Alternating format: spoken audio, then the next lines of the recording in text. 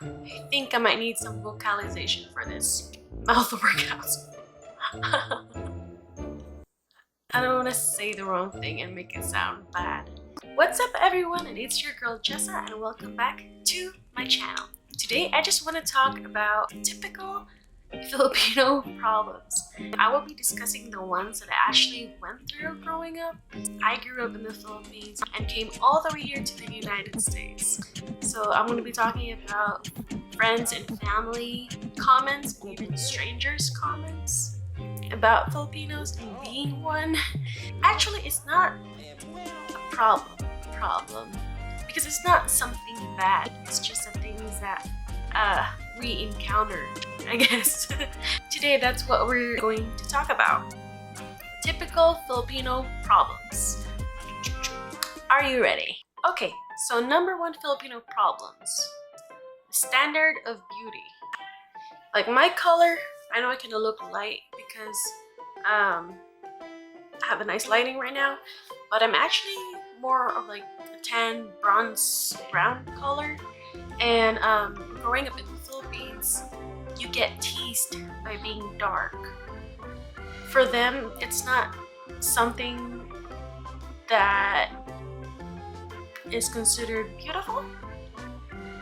For them, over there in the Philippines, the lighter skin color you have, the more beautiful you are, the richer they think you are, because their mindset is that a lot of Filipinos work in the field, rice field before, cotton field, or any type of fields, or like manual labor. So if you're tan and you're brown or you're dark, they think that you spend so much time under the sun, and that is why your skin is darker and supposedly you're not rich. But here in the US and other European countries, it's actually the opposite.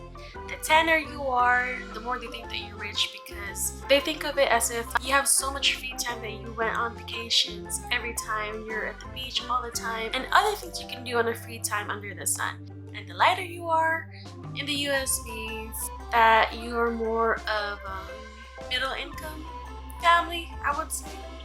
Middle income families, because like me, right? I'm a full-time therapist and I do business too on the side, but that mostly involves being in the office from pretty much the whole day. I start like early in the morning and then I end like 7:30 at night.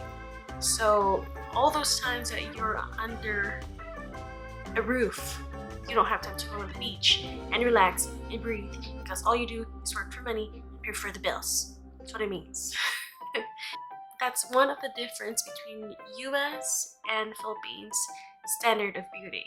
Number two, they think I'm Mexican or any other Hispanic blood of some sort. They always assume that I'm Hispanic, especially here in the Valley, South Texas. It's about maybe 90% of the population are Hispanic. The first time I came here in the US, and I went to the mall and everyone started speaking Spanish to me super fast. And I wanted to understand what they were saying, but I couldn't. Because at that time, I wasn't really exposed to the Spanish language, and I thought coming into the US, I was going to be speaking English. Like I had to learn English fluently. I wasn't warned that I had to try to learn and speak Spanish language. Not that there's anything wrong with that. I actually find Spanish language interesting because, girl, whatever you would tell me, as long as you say it with a nice smile, I'm gonna think that you're praising me, that you're complimenting me, even though in real life you're probably talking shit about me. I don't know. But anyways, I'm slowly learning it, and I can get by. I can get by with ordering food. I can get by with asking directions. I can get by as a therapist, speaking like therapeutic broken Spanish. And they're very sweet. They're very understanding, and because they know that I don't speak Spanish, you know. I'm actually very grateful that they don't get mad at me because I can speak it fluently. And just to add a little bit on that, the Philippines was colonized by the Spaniards for like 333 years. So they ended up marrying Filipinos, so the kids are like half and half and half and half and half and half of I don't know what. We were colonized by a lot of foreign blood, such as American also, and then well, Japanese went in, got mixed with our blood. Chinese went in, got mixed with our blood. So it's like I don't even think there's any Filipino in the Philippines. It is purebred Filipino. So that's one of the reasons why the same name, same last names, and even features. Number 3. Every time you go to a party where there's a lot of like Filipinos, like titas and titos, it's usually titas that would ask this. I changed my mind. Tita would always come in and you get introduced by your mom, like, oh, like this is my daughter, Jessa or whoever, and they're always gonna say that, no matter what you look like. Oh, she looks so pretty, she looks exactly like you. So, do you have a boyfriend? Every time. Every single time. But they like to ask that in front of your mom, and you're just there trying to think and trying to wait to escape the question because you don't want to lie, but you don't want to admit it either. Actually, you know what? I did lie when they asked me before. I lied in front of my mom because I don't want her to whoop my ass. Which brings me to problem number 4, the golden rule of Filipino kids set by Filipino parents. Golden rule. It's not the universal golden rule. Do not do unto others what you don't want others to do unto you. No, it's not that one. It's strictly for Filipinos. You're not allowed to have a boyfriend or a girlfriend until you become a doctor or a nurse or a lawyer. It has to be something that's way up there and pays a lot. Number 5. One of the things that I was so confused about growing up, actually, and until now, I'm barely realizing that a lot of the people that I called family, tito and titas, tío and tías, pretty much, in English and Spanish, uncle, auntie, aunt, I don't know, and lolos and lolas. I grew up calling those people those terms of endearment, and now I'm all confused because I don't know who am I related to, like for real, like bloodline. I'm talking about blood, like in my veins, running in my system, that are the same as theirs. I don't even know anymore. People ask me, oh, like, how do you know this and this and this and that? I'm like, oh, she's my aunt, or she's my uncle. Oh, like how? With what side? On, is your mom's side, dad's side? I'm like, honestly, I don't even know, girl. All I know is I grew up calling them that, and now they're family, and that's why I have a big ass family, because everyone is family. If I call you tito or tita, they're probably family. That means my boss is also my family because I call them tito or tita. I'm like a confused child right now. So I do not even bother to try to figure out who am I related to or not. And I don't know if you guys could relate to that, and I'm barely finding out right now. And I'm an adult, and a lot of them, they just met them at a prayer meeting. They just met them at supermarket somewhere in California, and then from now on, like, I'm related to them. Problem number 6. Every time there's Miss Universe going on, or like Pacquiao fight, girl, your house and my house are full. It's like a feast, literally a Filipino feast going on.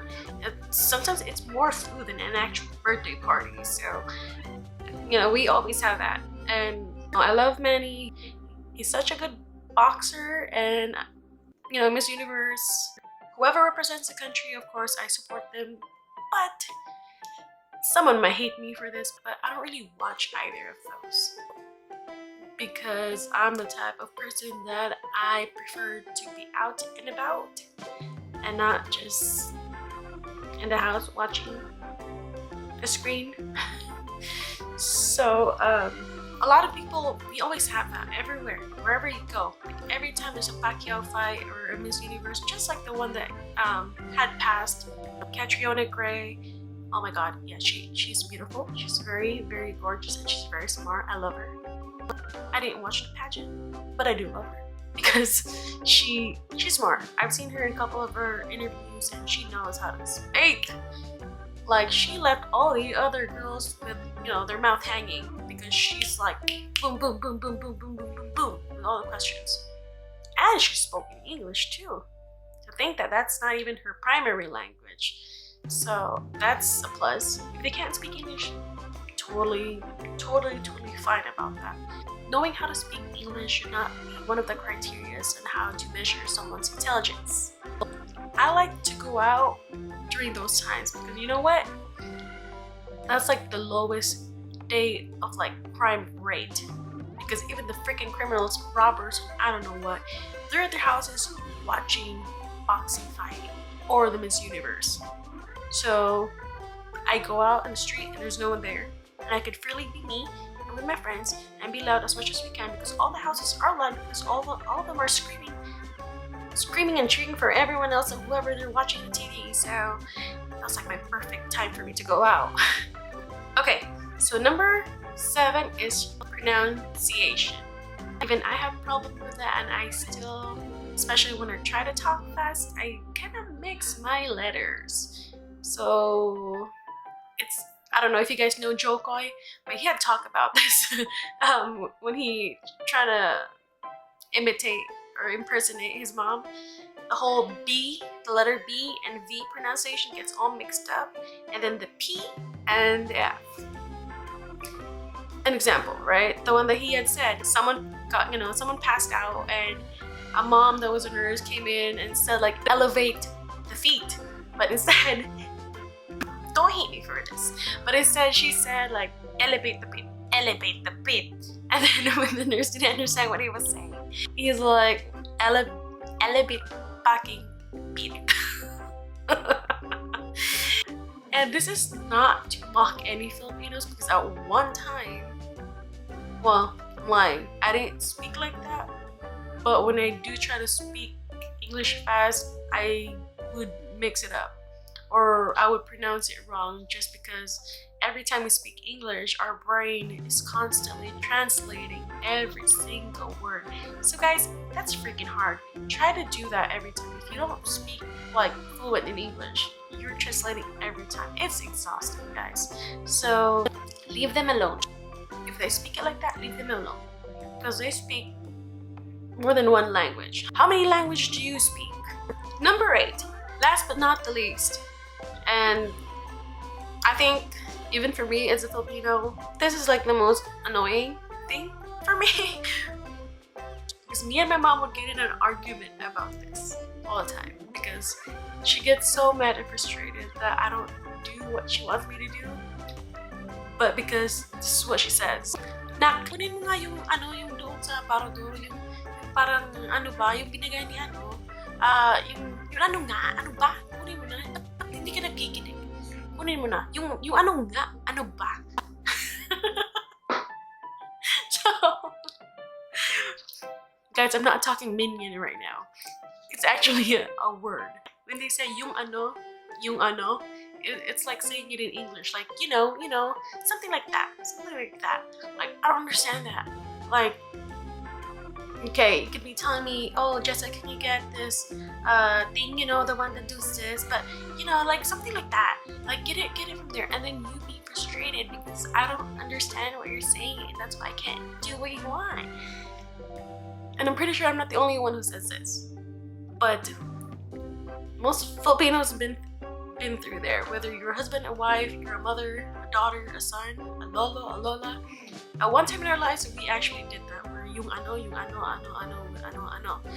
For someone, anyone, like, you know, something else, something like that.